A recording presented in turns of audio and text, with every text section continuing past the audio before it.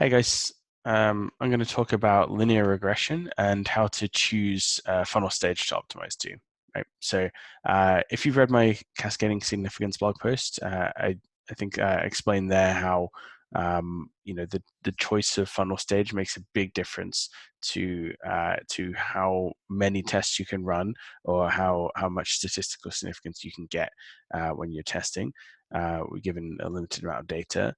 Just to kind of demonstrate this effect, say for example, you run an A/B test, see a 20% uplift, and you had 200 visitors a day on the website.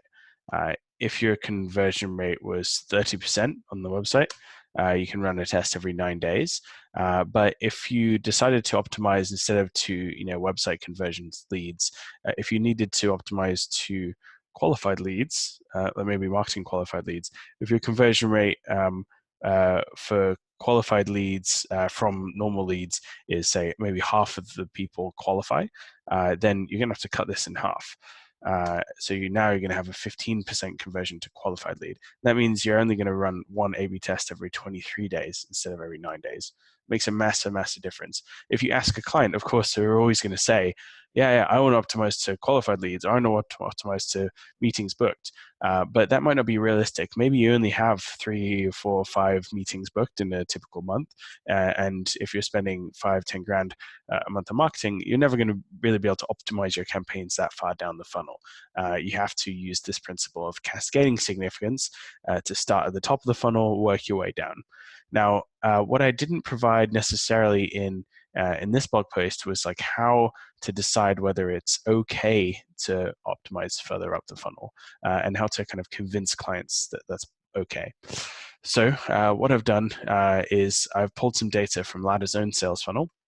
I exported this from HubSpot from the contacts section. Hopefully, gives me the lifestyle stage, whether a qualified lead, sales qualified, marketing qualified, etc., and the date. And the contact ID.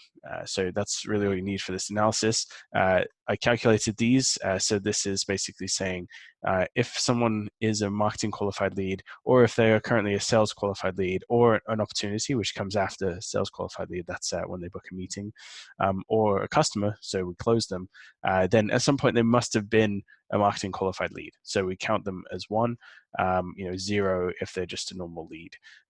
We didn't count, I think there's something in here like for subscribers that we didn't count as an MQL either. That's a email newsletter subscribers. So then SQLs, same thing, except marketing qualified leads don't count as an SQL unless they got to the sales qualified lead stage, opportunity stage, or the customer stage. And then deals here, we have customers or calls is what we're calling the opportunities. Cool. So I also did some formatting for the date here, so we could see just the single day instead.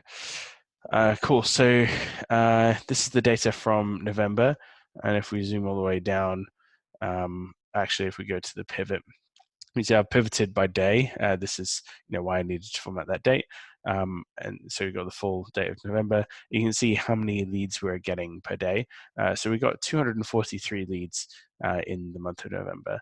126 of them became marketing qualified. 104 of them were sales qualified. 35 became calls or meetings, and then only 3 closed as customers. Right? So you can work out the relative conversion rates. Just doing this analysis is useful, right? In general.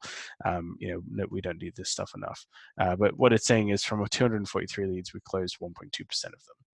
Okay, so as you can see here, if you were in charge of optimizing the campaigns for Ladder, we spend $5,000 a month. You basically are talking $5,000 divided by 3 customers. That's not very many conversions to make a change on. So I don't know, if you got 1 extra customer this month, can you really say that you need to increase all of your campaigns by 25% or 30%? No, you can't really. It's not statistically significant. It's not even kind of directionally significant. So you couldn't optimize to deals. That wouldn't be really possible. Meetings booked, a lot of people would tell you that they'd want to optimize that, but when you're only getting one meeting book, and when most of the meetings booked will probably come from organic, it's not very realistic either. So maybe you agreed and you said, okay, we're going to work on sales qualified leads, and that's what you've been optimizing to. But you're finding you don't really have enough data to optimize. You're finding a lot of situations where you need to, you need to make bidding decisions, budgeting decisions, or tests are running for too long. You can only run a few A/B tests, and therefore it's very very hard, work out from an SQL point of view. Okay, so just to kind of see how this would work. So say, for example, the conversion rate on our website is 10%. And if we had 42% conversion from lead to SQL, then we have a 4.2% conversion from website traffic to SQL, right? And that means that we can only run one A/B test every 90 days. Okay, so that's if we're getting 200 visits. 200 visits would be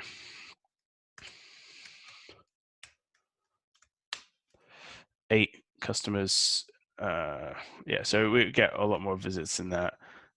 So it would be 8. That'd be 8 SQLs. So we probably have something like 10 times that, I guess. So 2,000. Okay, so we can run an A/B test every 9 days, or let me see.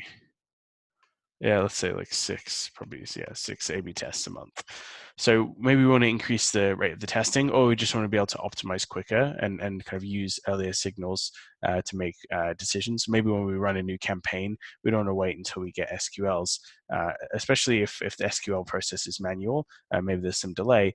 We want to convince the client, convince Brody in this case, that we can optimize to MQLs instead of SQLs, and we're still going to be fine. So how do we do that? I mean, first of all, just showing them this data and showing them how difficult it is to make bidding decisions. That could be one reason.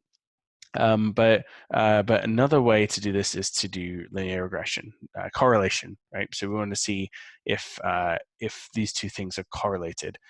On the days where we get a lot of MQLs, did we also get a lot of SQLs? And this works because the data that we have, it's from last month, and the deals that have become SQL'd have already been SQL'd, right? Like they're not that many are going to change. So this date if we looked at this like the day after it came in, they would all say leads probably, right? But then over time they would turn into MQLs, SQLs, calls, deals as we process them. So because we're looking far enough back, we're looking for last month, and we're halfway through this month. These life cycle changes stages aren't probably going to change. So it's valid analysis to do. Cool. So with all those caveats in place, then how do we figure out the correlation? So most people, I think, are visual learners, and therefore I recommend just plotting this out. You can do, you can use online calculators like this, test duration calculator. There's a similar one where it's like, statistical significance.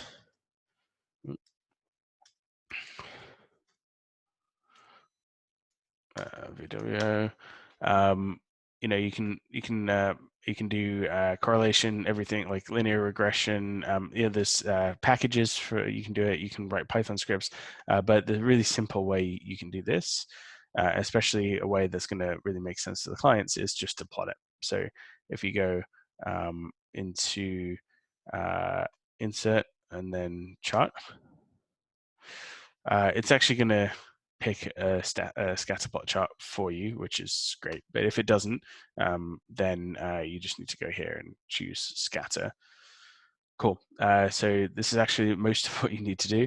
The next thing you need to do is go into customize series. And then what we want to add the trend line. So this is a line that kind of shows you if there's a fit between these two variables. I'll explain what that means in a minute. And then you want to do show R squared here. Cool. So what this shows you is that, first of all, if you look, these dots are all kind of in a line, right? So visually you can see that as you get more MQLs, you're also getting more SQLs, right? So hopefully you can see that. I think that's really interesting. So this means that there's quite a good correlation because they're all kind of close together in a line. If they're all over the map, it would kind of say that the number of MQLs you're getting has no relation to the number of SQLs. That would mean that you couldn't necessarily rely on MQLs. Maybe the marketing department is qualifying the wrong people. They have the wrong rules in place. Maybe there's all sorts of crazy campaigns, like they're not optimizing to campaigns that really drive SQLs at the bottom. However, in this case, we're seeing a pretty good correlation, and you can see that with this R squared here, which is 0.69. So this is between 0 and 1. If it's 1, that means that 100% of the change in SQLs is predicted by the number of MQLs you got that day. Right, so this is pretty high, it's 0.7. So basically, it's almost saying like 70% of the difference or the changes in daily SQLs is just explained by how many MQLs we got. So it means that by and large, the MQLs that we got are a pretty good predictor of SQLs. Cool. So hopefully that makes sense. And what that means is that we can convince the client, hopefully, we can say that, look, that like the MQLs are really well related to the SQLs, meaning that we can optimize to MQLs and be reasonably confident that if we increase the number of MQLs, the number of SQLs will increase as well. And they'll say by how much, right? And this is where you can do something cool. So you can use this slope function here. And what you need to fill in is data Y, data X. Data Y is what you're trying to predict. That's the number of SQLs, and data X was the independent variable, the variable that you think is going to be related to this, right? So that's why we always have the Y. So the SQLs here is what we're trying to predict. MQLs is what we think is driving the SQLs. Cool. So that's why you have this on the x-axis, this on the y. It's just a convention for statistics. Okay, cool. So we need to grab our data y, and that is in the pivot table. And our data y, what we're trying to predict is the number of SQLs. So we're just going to select that, and then the other part is the MQLs. That's data x. Cool. So the slope, that is the slope of this line here, right? And what this means is that for every increase of 1 MQL, you're going to get roughly 0.6 SQLs, right? So, and you can kind of see that here. So, when we go from, say, like 2 to 6, MQLs, so we're increasing by 4, so we should get 4 times 0.6, should get an extra 2.5 SQLs for that. So we went from 2 to 6 along this line. We're also going from 2 to 4, just over 4 SQLs. So that checks out, right? You can see how that works. So you can then basically use this to predict, future amounts as well. So if you're going to get 10 or 20 MQLs in a day, then you would expect 8 SQLs too. Cool. So hopefully that's intuitive to you. And now I'm going to show you an example where it might not hold, right? So sometimes you'll see this and it's really well correlated. Other times you won't. So if we wanted to push our luck even further and say, we don't know just optimize to MQLs. Let's say, like, I would love to be able to optimize to just leads, because we're getting 240 leads a month. That's quite a few per day. Some days we're getting like 15, 13 leads. I'd be able to really well optimize my campaigns and test a lot more if I had 243 leads, right? Taking back to my test duration calculator, if I could say, I actually have a 10% conversion rate, I could run tests every 11 days, or, I could, here we go, I could do Yeah, it's like 15 tests a month instead, right? So it would benefit me a lot. It'd give me a lot more freedom if I could optimize to leads. Is that a good idea? Well, I prepared a similar chart earlier. This is exactly the same thing, except we're comparing leads to MQLs, right? And I already worked out the slope. The intercept is just another part of the line, so it kind of says where it's going to hit 0. Don't worry too much about that. But yeah, this is what you need to focus on. So two things. One is the R squared is much lower. So if you remember on this one, you know, 0.7, so 70% of the variance, the movement in SQLs was predicted by the number of MQLs you got. It's very well correlated. Here it's only 0.5. So typically, I mean, this is kind of marginal. I would say you're still relatively okay here because it's still like, you know, relatively grouped in a line. You can kind of see that. You have some outliers here, you know, points where that's kind of making it a little bit less predictive. Maybe if you choose a different time frame, it'll be a little bit more interesting. But by and large, this is a little bit more. This is more marginal. I would say any correlation that's like below 0.6, I'd be really wary, because the downside of if you choose something that's not very well correlated and then you optimize to something higher in the funnel, is you could drive a lot of leads and optimize to a lot of leads that don't actually become MQLs, and maybe you start to move on, you know, the wrong types of audiences, and that hurts your optimization. But you know, there is still a correlation here. It's pretty, you know, it's pretty good correlation. You know, if it's like below 0.3, it's basically not correlated at all, right? So it's not too bad. But yeah, if it's below 0.6, I'd be a little bit more wary. And what this is saying is basically you're getting an extra half an MQL for every lead that you drive, right? So that makes sense. You know, you've got 10 leads here, and you're getting 5 MQLs here. Cool. So hopefully this is giving you a little bit more intuition about how to make these trade-offs and decide what level of the funnel you're optimizing to.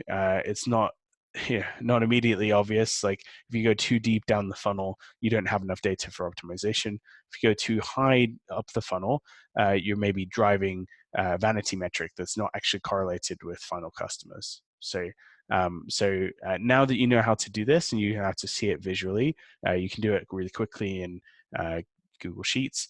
Then you know, it should be a lot easier for you to make these decisions. Cool. All right. Hopefully this was useful, guys. You know, I'm going to be doing more stat stuff to really help, but you know, in an approachable way, not a scary way that you learn in school. So if you have any other topics like this that you need covering, just let me know.